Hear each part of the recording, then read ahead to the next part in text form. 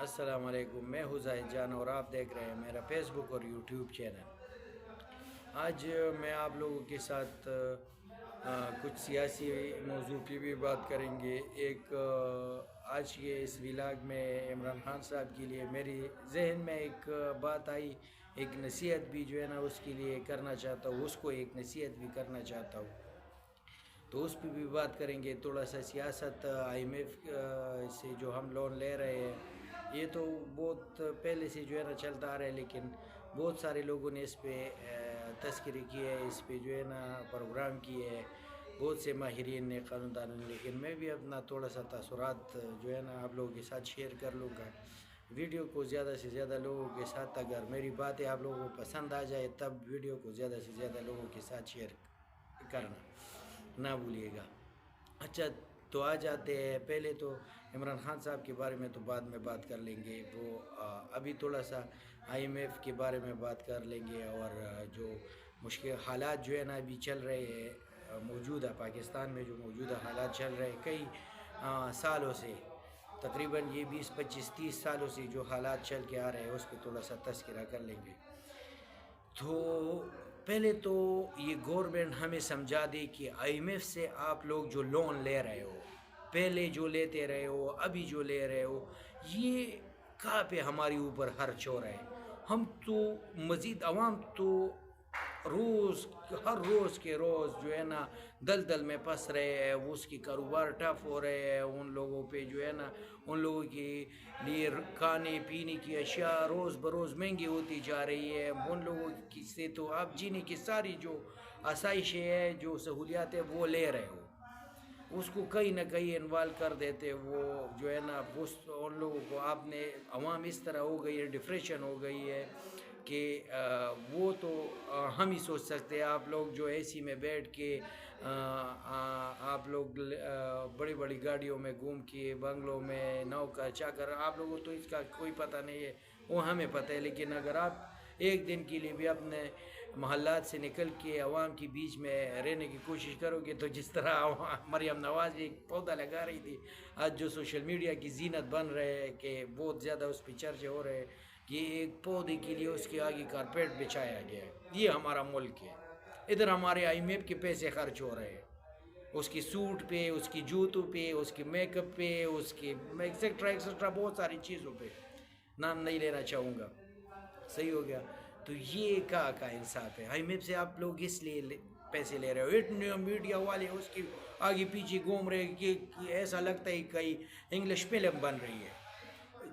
غالباً English movies میں بھی جو ہے نا اتنے کیمرہ مین نہیں ہوتے ہیں جتنے آج کل مریم نواز کے آگے پیچھے گھومتے پھر رہے ہیں۔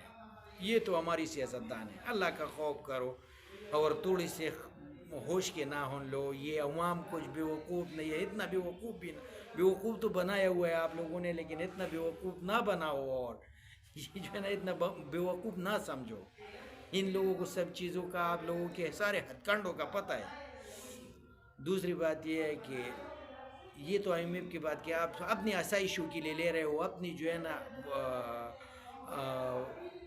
ساری جو ہے نا آپ اپنی عیاشیوں کے لیے لے رہے ہو، اور ہم ہی سے جو ہے نا نچوڑ رہے ہو، تو کائنڈلی اس چیپٹر کو تو کلوز کر دو یہ IMF کا۔ اگر آپ لوگوں کے پاس فارمولہ نہیں ہے، اتنے بڑے بڑے آپ لوگوں کے پاس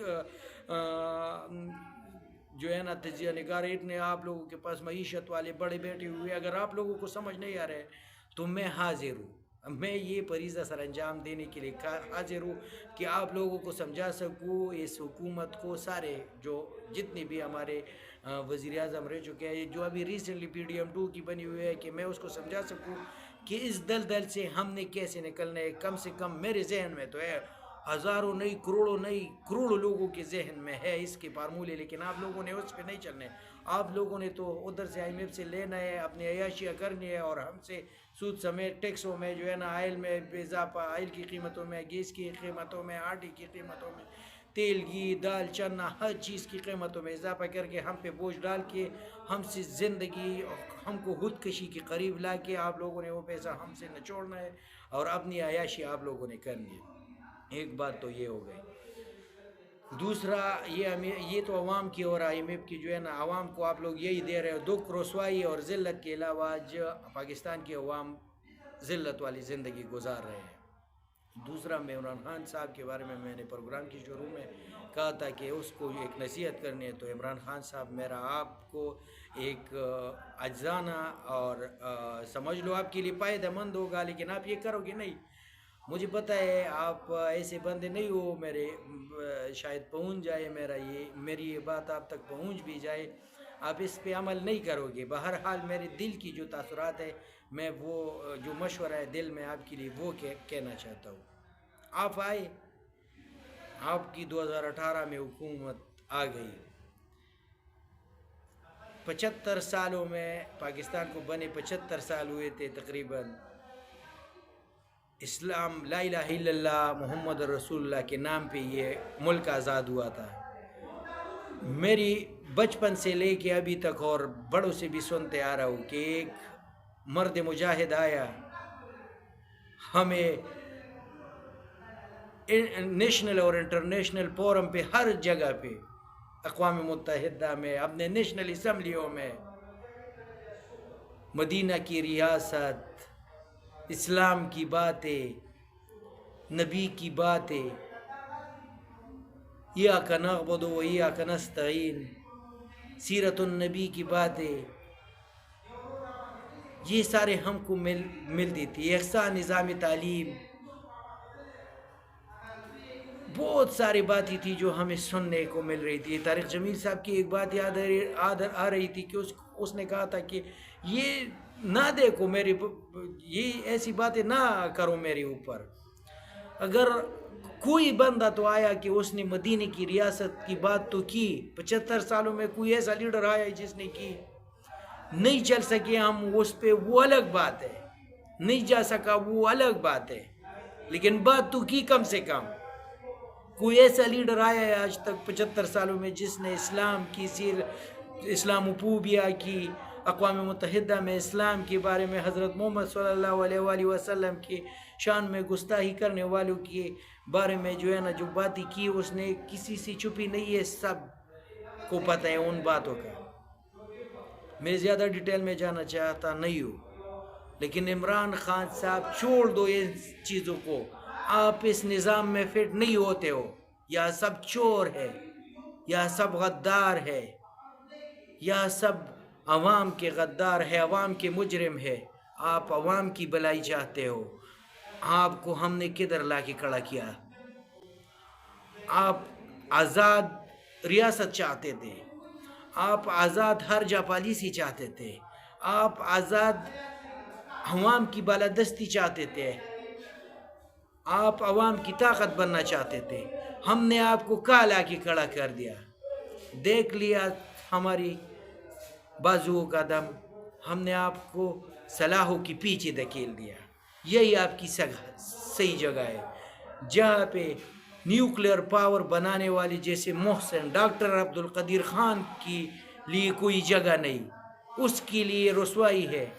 وہ بھیک مانگنے پہ مجبور ہو گیا، بھیک مانگنے پہ مجبور ہوگا۔ وہاں آپ نے کیسے سوچ لیا کہ میں جو ہے نا کچھ کر سکوں گا؟ کیا آپ ڈاکٹر عبدالقدیر خان سے بڑھ کر ہے؟